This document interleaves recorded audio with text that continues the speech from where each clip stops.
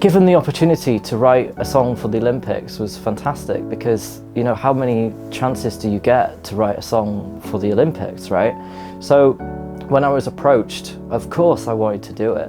And the lyrics that were kind of there already, the Chinese lyrics, were pretty self-explanatory really. So I just wanted to kind of stay as true to the original lyrics as possible because obviously it was part of the official theme song for the Olympics as well. So I didn't want to change anything too much. So this time it was pretty much mostly a translation and then plus just restructuring the words in a way that kind of made more sense natively in English. You got that tiger's eye, trying with all your might. No, you're not scared to lose and you're not giving up the fight. And also Tiger's Eye, this name, I had no idea at the time I wrote it that it was the year of the tiger in the Chinese calendar. So that was like a happy coincidence because after I named the song Tiger's Eye and everything, it was like, oh, it's the year of the tiger now as well. So I was like, wow, it's like fate. And the lyrics, the way I wrote the lyrics was to kind of get into the mindset of an athlete.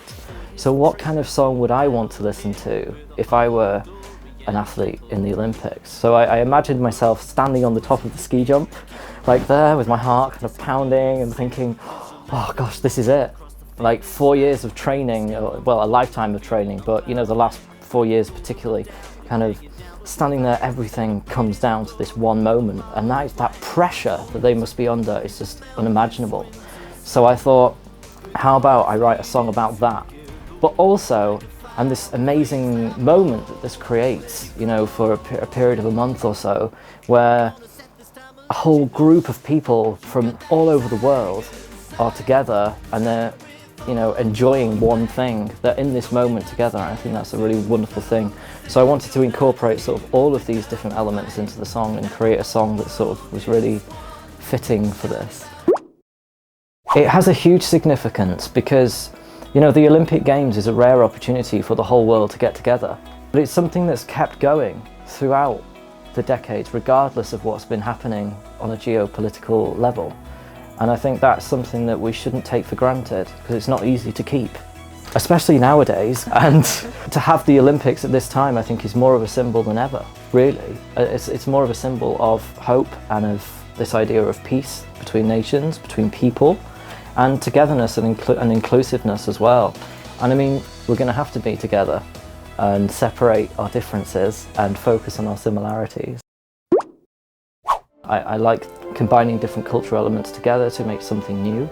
So everything that I do in life is just inspired by the adventure that I'm having of kind of exploring these cultures and connecting things together. So like, for instance, in my music, I take Western pop sounds and combine them with traditional Chinese instruments, traditional Chinese poems, things like that, and create some kind of fusion of East and West, of modern and traditional, I guess just everything, just trying to connect people together as well, you know, because I think through my work, I hope that my followers can be from all over the world, not only China. In the same way that I've sort of come on this adventure myself and sort of had a luck to discover this cultural group that are doing something amazing, which is China. I hope more people can come on the journey with me and explore China as well, and also maybe inspire people to do the same thing in other countries. I don't know. I mean, I can tell you like certain things that I find very interesting, but I couldn't say why. Because I think 喜欢就是喜欢. It's just I like. It's just I just like it. I don't know why. It's just natural for me. I think to be when I first discovered China and Chinese culture, it was while I was in the UK in Liverpool, and I was kind of looking for new inspiration for my music anyway. And one year there were so many Chinese students that came over on an exchange program, and they started introducing me to so many things about their life, but also stories like TV shows and things like that. And they took me to KTV and we sang those karaoke songs, and it was great fun, and it was just very different to what I was used to in the UK, and I just found it really interesting. So being already very hungry for something new, for some new inspiration, it just felt very natural, and I was very inspired by all of the musical instruments, the sounds of China being very natural and very contrasting to the Western sort of electronic sounds. All of the songs, the traditional songs, were very much more melodically based rather than rhythmically based. I just love the contrast, like everything is just culturally very different.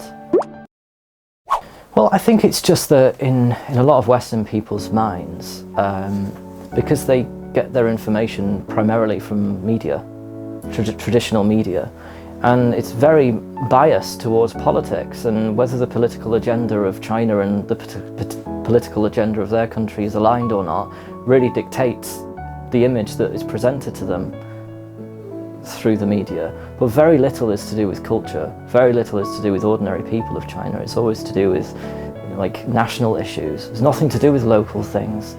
And I think with that very one-sided perspective, I think it's impossible to get a true idea of what China's like.